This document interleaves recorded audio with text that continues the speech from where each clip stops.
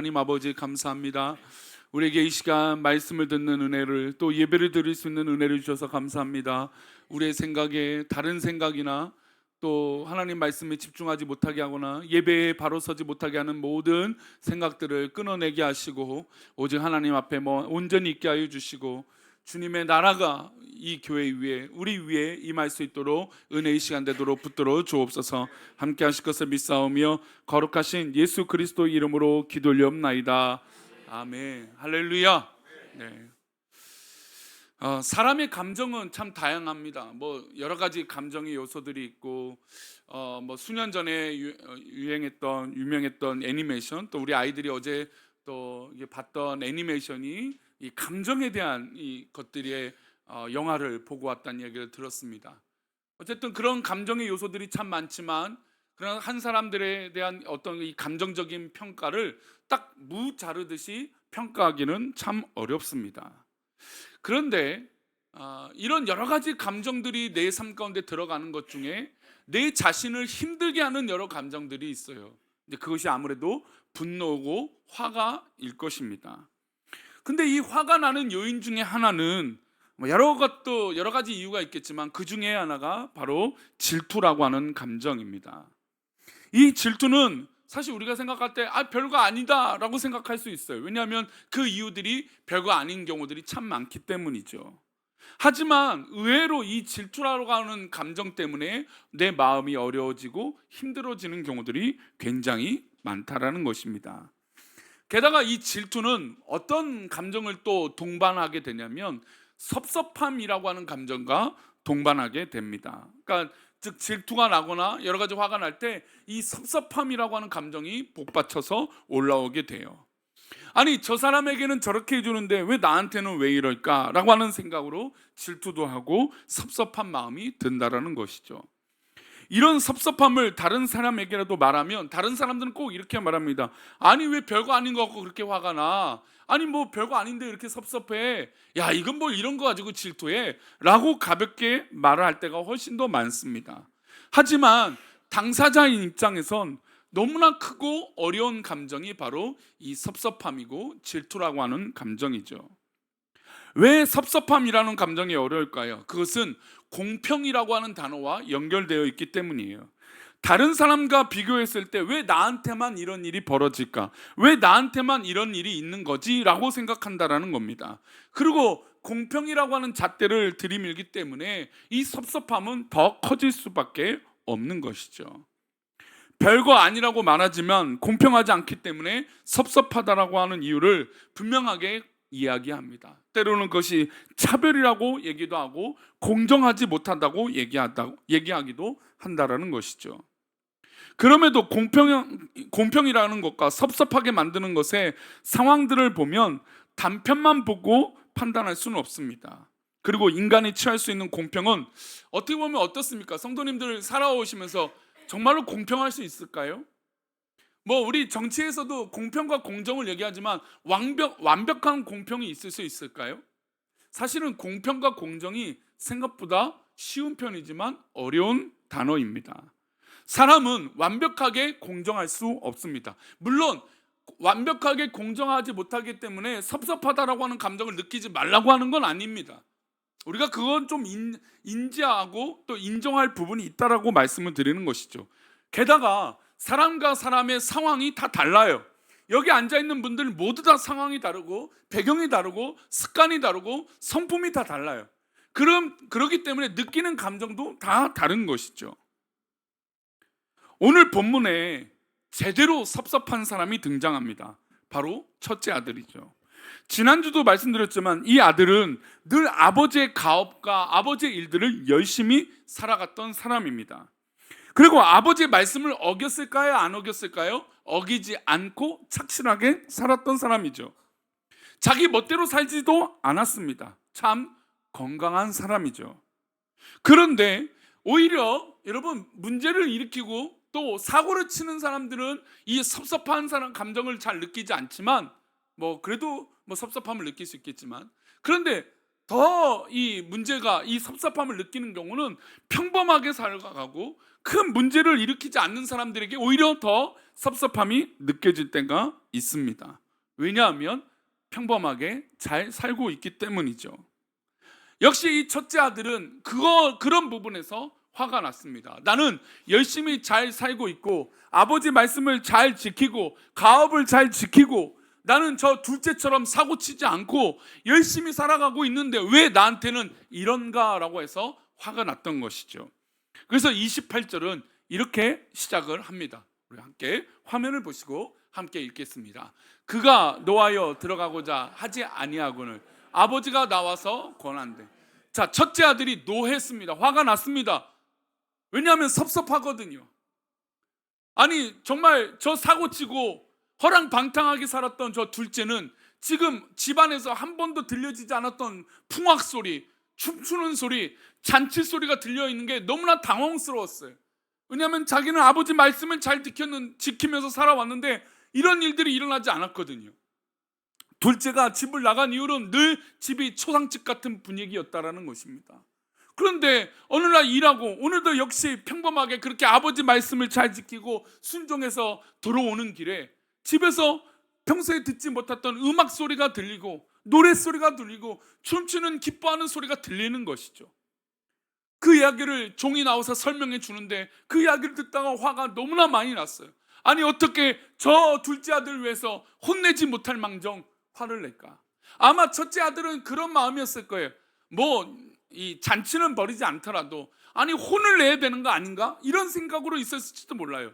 여러분 섭섭함이라고 하는 감정은 그렇게 큰 감정에서 시작하지 않아요. 조그만 옳은 것에서부터 시작하죠. 첫째 아들은 아마 그렇게 생각했을 겁니다. 잔치는커녕 아니 뭐 그래 뭐 이 아이를 뭐 이 둘째를 자기 동생을 뭐 패거나 혼내거나 뭐 이 벌을 준다는 건 둘째치고 그래도 조그만 벌은 줘야 되는 거 아닌가? 그게 옳은 거 아닌가? 아니 나는 이렇게 열심히 일을 하고 있는데 아니 나한테 데려와서 잘못했다라고 먼저 말해야 되는 거 아닌가? 이런 합리적인 옳은 생각부터 시작한다라는 겁니다. 그래서 그 마음에 화가 났어요. 아니 어떻게 저 첫째를 위해서 잔치를 벌일 수 있는가? 여러분 우리가 살다 보면 화가 나는 일들이 있어요. 집안의 일이든 여러 가지 모양으로 섭섭하고 괴로운 일들이 있어요. 여러분 집안에서도 여러 가지 마음이 아프고 다칠 때는 뭐 어떤 큰 문제가 있어서가 아니라 물론 그런 문제도 있겠지만 무엇보다 뭐 때문에 화가 날까요? 섭섭한 거예요. 내 무엇을 기억해 주지 못하고 내가 말했던 것을 기억해 주지 못하고 내가 말했던 걸 또 깊이 배려해 주지 못하고 또 여러 가지 우리 알아주지 못하는 이런 섭섭한 마음에 화가 났던 것이죠. 역시 첫째 아들도 화가 났습니다. 그래서 화가 나서 집안에 안 들어가려고 집에 들어가지 않으려고 버티고 있었어요. 근데 마침 누가 나왔습니까? 아버지가 나온 거예요. 여기 말하고 있는 권하되라고 하는 표현이 나와요. 성경 말씀 다시 띄워주시면 들어가고자 하지 아니했어요. 첫째 아들이 안 들어갔습니다. 근데 아버지가 나왔습니다. 여기에서 권한대라고 하는 이 권한대는 그러니까 아버지가 들어오라고 지금 요청하고 있죠. 근데 이것은 일회성이 단어가 아니에요. 연속적인 단어거든요. 그러니까 즉 아버지가 나와서 첫째 아들을 설득하는데 계속해서 야 첫째 아들아 들어와라. 우리 와서 같이 계속 밥 먹고 잔치하자. 내가 다 설명해 줄게. 내 말을 들으면 너가 이해할 수 있어. 이런저런 얘기들을 계속 설득하고 있는 겁니다. 그러나 이 첫째 아들은 그 말이 들릴까요? 안 들릴까요? 여러분 섭섭하면요 그 말이 들리지 않는 거예요. 어떠한 이야기도 받아들여지지 않는 것이죠. 아버지는 지금 야 들어와 안 들어오면 말아 이게 아니에요. 계속해서 들어오라고 얘기하는 건데 이 첫째 아들은 마치 우리 자녀들을 키워보시면 그런 경험도 되겠지만 우리 자녀들이 섭섭하고 질투가 생기면 뭐라고 말해요? 밥상에서 나 밥 안 먹어 그래요. 엄마가 차려준 밥 안 먹어 엄마 하나 먹어 막 이래요. 섭섭하죠. 아이들은 섭섭해요. 근데 그 이야기를 들어보면 자기 나름대로 그 섭섭한 이야기가 맞을까요? 안 맞을까요? 다 나름대로 맞는 이야기예요. 우리 아이들이 이렇게 뛰어놀다가 아이들이 가끔 웁니다. 울어서 와요. 그 얘기 들어보면 자 나름대로 옳은 얘기를 하는 거예요. 이래서 섭섭하다는 얘기를 해요. 근데 어릴 때 보면 어른들이 보면 웃겨요 안 웃겨요? 웃기는 모습이죠. 별거 아닌 건데 아무것도 아닌 건데 아니 더 좋은 것이 있는데 그러나 당사자 입장에서는 울 만큼 어려운 일이 바로 이 섭섭한 일이에요. 아버지가 계속해서 얘기하고 설득하는데 이 아들은 들리지 않습니다. 더 화가 났습니다. 그리고 아버지 앞에 이렇게 말하는 것이죠. 29절은 이 첫째 아들의 말이 나옵니다. 함께 읽겠습니다. 아버지께 대답하여 이르되 내가 여러 해 아버지를 섬겨 명을 어긴니 없거늘 내게는 염소 새끼라도 주어 나와 내 벗으로 즐기게 하신 일이 없더니, 이 첫째 아들이 아버지에게 섭섭한 이야기를 합니다. 왜냐하면 평소에 담아놨던 이야기든 지금 느끼는 이야기든 섭섭한 말을 하는 것이죠. 아마 이 이야기는 둘째 아들이 집을 나가고 난 이후부터 집안 분위기가 안 좋으니까 계속해서 마음에 담아놨을지도 모릅니다. 그런데 이 둘째가 돌아왔는데, 아니 나는 아버지 말씀을 한 번도 어긴 적이 없는 거예요. 나는 평소에 아버지 명을 지켜서 집안에서 열심히 아버지 일을 도왔고 들에 나가서 일을 했던 것이죠. 그런데 아버지는 나한테 염소 새끼라도 잡아준 적이 없는 거예요. 그런데 우리 지난주 말씀드렸지만 이 둘째 아들을 위해서 아버지는 뭘 잡았습니까? 살찐 송아지를 잡은 거예요. 아니 저 살찐 송아지를 잡아주는 저 둘째, 뭐가 예뻐서 저렇게 하냐? 나는 이렇게 예쁘고 평범하게 아버지 말씀 정말 옳게 잘 살고 있는데 나한테는 염소 새끼도 잡아주지 않는데, 그리고 내 친구들을 불러다가 즐기게 하신 적도 없어요. 왜냐하면 집안 분위기가 안 좋으니까. 그래서 그 서운한 이야기들을 다 쏟아내는 것입니다.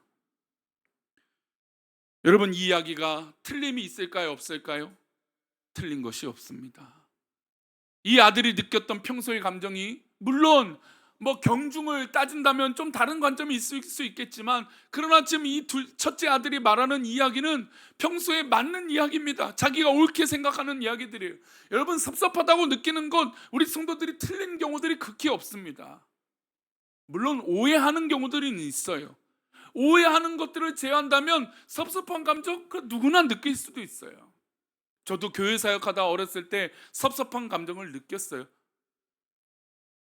예전에 한번 금요 기도 때 얘기 드린 적이 있는데, 저는 토요일 날 열심히 교회 사역을 하기 위해서 중고등학교에서 했는데도 교회 와갖고 교회 청소하고, 그날도 역시 주보를 적고 뭐 주보를 인쇄한다고 뭐 청년부 행사를 한다는 거예요. 그래서 이제 이 고등학생인 제가 가서 주보를 접어놓고 미리미리 이렇게 막 청소도 해놓고 다 했어요. 근데 저녁 때쯤 가니까 자기네끼리만 밥을 먹으러 쏙 가는 거예요. 제가 있는 걸 뻔히 알고 있는데, 제가 주보 적고 있는데 티를 내면서 적고 있는데, 청년들은 행사한답시고 나는 일을 대신하고 있잖아요. 원래 같이 해야 되는데 혼자 하고 있는데 다 나가버리는 거죠. 화가 났어요.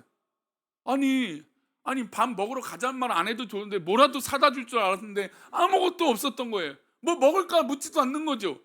내가 투명 인간인가? 내가 지금 하고 있는 게 누구 때문인데, 원래 선배들이 해야 되는 건데 내가 지금 해주고 있는데, 이런 별의별 마음들이 다 들었어요.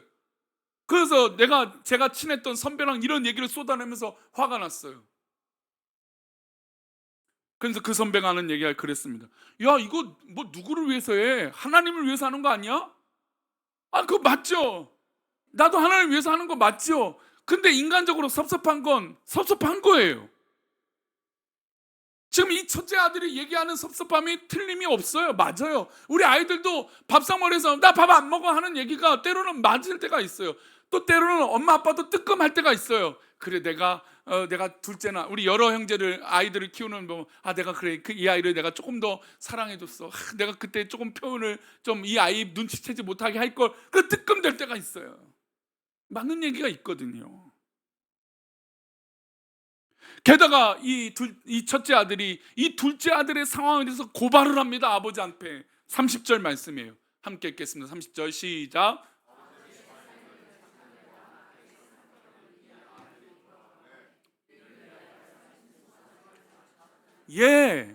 이 첫째 아들이 아버지가 계속해서 권하는데 야 들어와 밥 먹어 하는 말을 듣지 않고 평소에 쌓아놓고 지금 이 들려지는 이야기를 쏟아내고 있는 거예요. 아버지, 아니 저 둘째가 아버지 살림 유산을 다 미리 받아가지고 창녀들과 함께 다 삼켜버렸는데 이 아들이 돌아오는데 어떻게 송아지를 잡을 수 있습니까? 혼을 내셔야죠. 매를 드셔야죠. 내쫓으셔야죠. 지금 이런 감정으로 느꼈을 때 첫째 아들은 둘째 아들이 돌아온 것에 대한 것보다 아버지가 아버지로서 이 둘째 아들을 혼내지 않은 것에 대한 분만이 나타나는 거예요. 뭐 둘째니까 뭐 사람을 죽일 수는 없으니까 돌아왔다. 그래 받아줄 수는 있다 쳐요. 하지만 어떻게 이 다 집어삼키고 허랑방탕하게 살았던 이 사람을 용서할 수 있냐 이것이죠. 사실 이 말 하나하나가 아버지 마음에 비수를 꽂고 있는 겁니다. 하지만 우리는 이 이야기의 결론은 압니다. 첫째 아들은 누구의 마음을 모르고 있는 걸까요? 아버지의 마음을 모르고 있는 것이죠.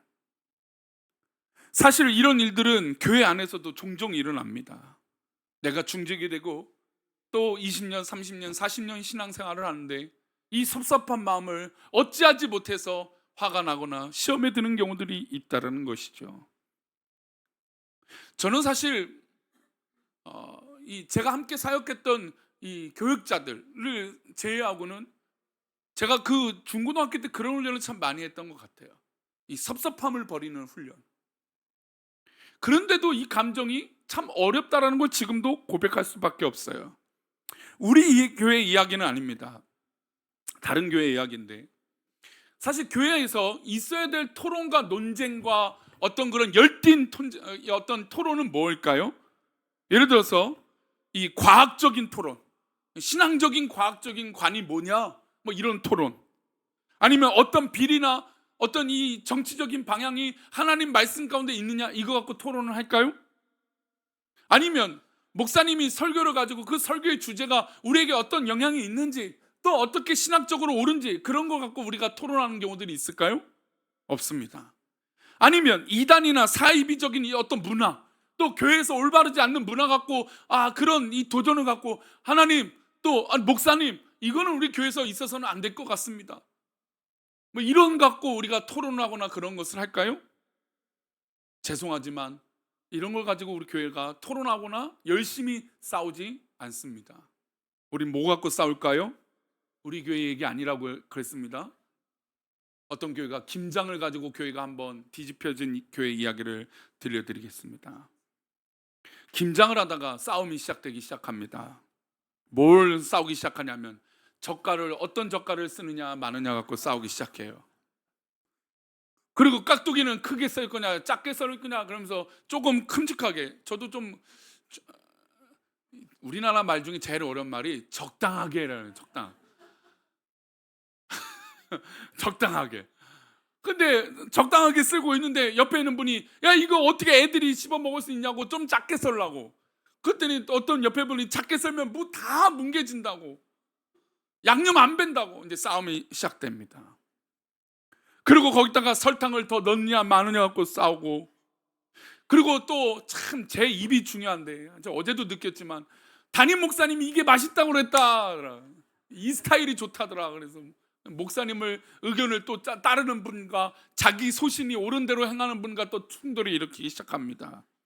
그리고 어떤 분들은 최근에 김치에 매실액을 넣느냐 안 넣느냐, 고춧가루는 매워야 된다 안 매워야 된다, 어느 지방 것이 좋다, 소금은 어떤 것을 쓰고 천일염은 어디 바닷게 좋다더라.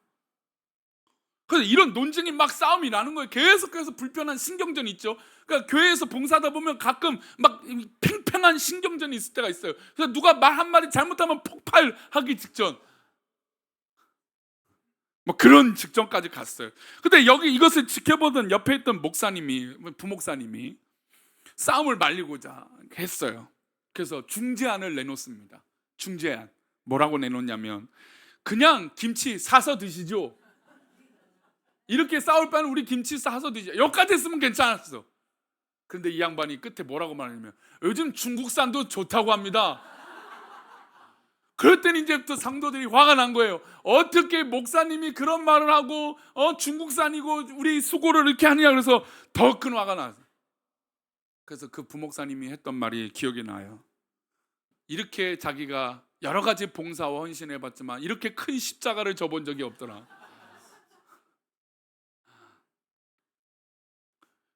여러분, 첫째 아들이 지금 하는 얘기가 틀림이 없어요. 우리 성도들이 하는 이 봉사가 사실 틀린 게 없습니다. 그런데 우리가 살다 보면 섭섭할 일이 참 많은죠. 우리의 믿음 안에서 성숙함은 이 첫째 아들의 수고와 헌신을 몰라서 얘기하는 게 아니에요.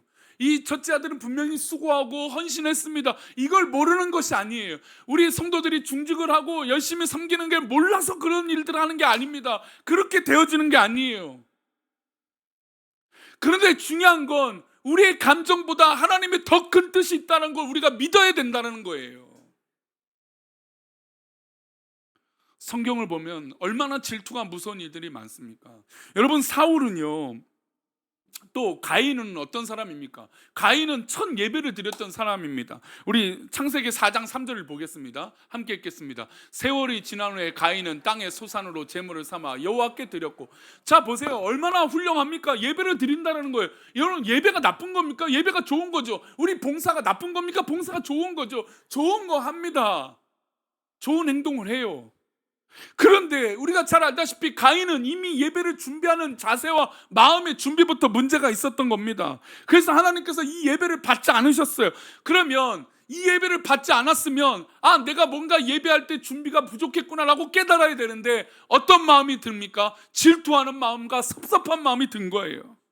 그래서 화가 났습니다. 화가 나니까 하나님께서 가인에게 이렇게 말씀하십니다. 6절 말씀입니다. 함께 읽겠습니다. 여호와께서 가인에게 이르시되 내가 분하여 하면 어찌 됨이며 안색이 변하면 어찌 재미냐. 여러분, 우리가 있다 보면 안색이 변하시는 분들을 보게 돼요. 화가 난 거죠. 티가 납니다. 여러분, 어떤 분들은 나는 티가 잘 안 나요 하지만 다 새빨간 거짓말이에요. 저도 표하면서 다 티가 나요. 기분이 안 좋고 표정이 안 좋고 눈빛이 달라지는 게 다 느껴져요. 어떤 사람이 자기의 감정을 감출 수 있겠습니까? 화가 납니다. 하나님은 더더욱 잘 아시겠죠. 그래서 가인이 화가 난 것을 하나님 보셨습니다. 야, 내가 어떻게 해서 화가 났느냐? 어떻게 안색이 변하고 있느냐? 이 예배를 드리면 하나님 받으시는 건데 하나님이 안 받으신 건 하나님께 지금 물어야 되는데 왜 화가 났을까요? 저 동생이 예배드린 그 모든 모습에 질투를 느꼈기 때문이에요. 화가 났습니다. 첫째 아들에게 아버지가 와서 권했습니다. 야, 들어와, 우리 잔치 같이 하자. 야, 이거 다 너 거야. 야, 너를 사랑하지. 당연히 너가 말을 잘 들었지. 아무리 설득해도 이 첫째 아들은 들려오지 않는 것이죠. 여러분, 사울왕도 그랬습니다. 우리 사무엘상 18장 7절 말씀 읽어보겠습니다. 함께 읽겠습니다. 여인들이 뛰놀며 노래하여 이르되 사울이 죽인 자는 천천히요 다윗은 만만인으로 한지라. 이 말을 들었습니다. 그런데 여러분, 중요한 것은 다윗이 아무리 대단한 골리앗을 무찌르는 이 장군이지만 이 시대 왕은 누구입니까? 사울이에요. 사울. 아무리 장군이 위대하도 왕은 사울이에요. 그러면 사울 왕의 입장에서 다윗을 잘 다스리면 그거보다 더 큰 위대한 지도자가 어디 있겠습니까? 그런데 지금 여인들이 다윗이 잘한 것, 이 골리앗을 물질렀다라고 하는 이 찬양의 노랫소리에 화가 나고 질투를 느끼기 시작해요. 그래서 8절 말씀은 이렇게 말합니다. 8절 말씀. 사울이 그 말에 불쾌하여 심히 노하여 이르되 다윗에게는 만만을 돌리고 내게는 천천만 돌리니 그가 더 얻을 것이 나라 말고 무엇이냐 하고. 여러분, 사울 왕은 자신이 왕인데도 불구하고 나라가 빼앗길 것에 걱정이 된 거예요. 여러분, 섭섭하면 본질에서 벗어나게 되어 있다라는 거죠. 지금 이 사울도 분노가 나와요. 화가 났어요. 아니, 어떻게 다윗에게는 만만을 돌리고 내게는 천천을 돌리냐. 이제 보니까 다윗의 꿍꿍이가 있구나. 다윗은 어떤 말도 한 적이 없습니다. 그와 대화도 하지 않았어요. 그저 남들이 이야기하는 것에 들려서 사울 왕은 그 마음이 빼앗겼습니다. 여러분, 그럼에도 불구하고 명백한 사실은 사울은 이 나라의 왕인 것은 변함이 없는 것이었어요. 그래서 사울 왕이 이때부터 뭘 한 줄 아세요? 9절 말씀 보겠습니다. 함께 읽겠습니다. 그날 후로 사울이, 여러분, 왜 주목할까요? 꼬투리 잡기 위해서요. 여러분, 질투가 생기고 섭섭함이 생기면 이제 그 마음을 쌓아놓기 시작합니다. 그리고 저 사람이 나한테 무슨 말을 하는지 적어놓게세요. 이건 진짜 마치 생명책과 같은 거죠. 어디 걸려봐라. 그래서 나중에 한 달, 두 달에서 폭발해서 대화하다 보면 별걸 다 기억해놔요. 근데 왜 기억할까요? 받는 입장은 그것을 주목하고 있기 때문이에요.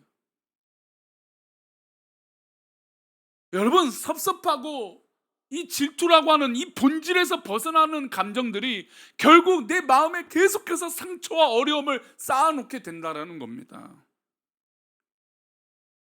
저는 우리 성도들이 마음의 자유함이 있었으면 좋겠어요. 우리 하나님께서 우리 성도들에게 평안함이 있기를 원하실 겁니다. 그리고 여러분, 이 말씀을 잊지 마십시오. 신명기 2장 7절 말씀은 우리 하나님이 어떤 하나님이신지 우리에게 말씀하고 계십니다. 함께 읽겠습니다. 내 하나님 여호와께서 내가 하는 모든 일에 내게 복을 주시고 내가 이 큰 광야에서 두루 다님을 알고 내 하나님 여호와께서 이 40년 동안을 너와 함께 하셨으므로 내게 부족함이 없었느니라 하시기로. 여러분, 우리는 이미 더 큰 것을 누리고 있다는 것을 잊지 말아야 됩니다. 섭섭함은 어떻게 보면 단편을 보고 있을 때 느껴지는 감정이죠. 그러나 우리는 믿음의 사람들 아닙니까? 우리 믿음의 사람들이라면 하나님께서 나에게 어떻게 하셨는지 그것을 집중해야지, 사람이 나에게 무엇을 했는지에 집중한다면 우리의 신앙은 하나님이 아니라 사람만 보게 되는 거겠죠. 한번 따라할까요? 믿음은 사람을 바라보는 것이 아니라 하나님을 바라보는 것이다. 예, 맞습니다. 나에게 하나님이 어떻게 역사하시는지, 하나님이 나에게 무엇으로 말씀하시는지, 하나님께서 나에게 원하시는 것이 무엇인지, 그리고 나에게 복된 것이 무엇인지. 우리가 이제 이 말씀을 다음 주까지 나눌 텐데 한 주 동안 고민해 보십시오. 내가 하고 있는 이 수고가, 내가 하고 있는 이 헌신이, 내가 하고 있는 이 모든 믿음의 삶이 과연 누구를 위한 것인가? 그렇게 고민함으로 승리하는 저와 여러분 되시기를 축원합니다. 우리 자리에 일어나셔서 축도함으로 예배를 마치도록 하겠습니다. 기도합니다.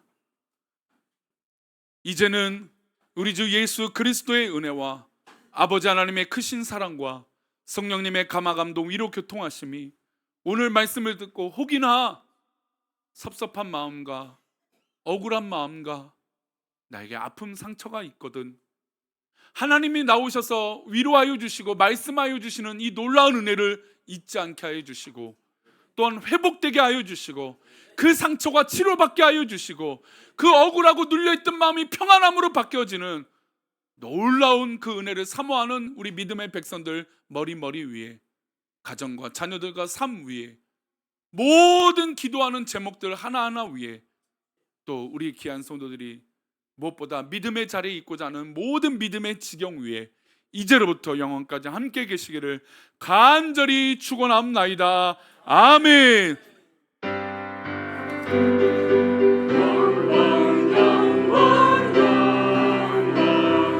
영원 멀리세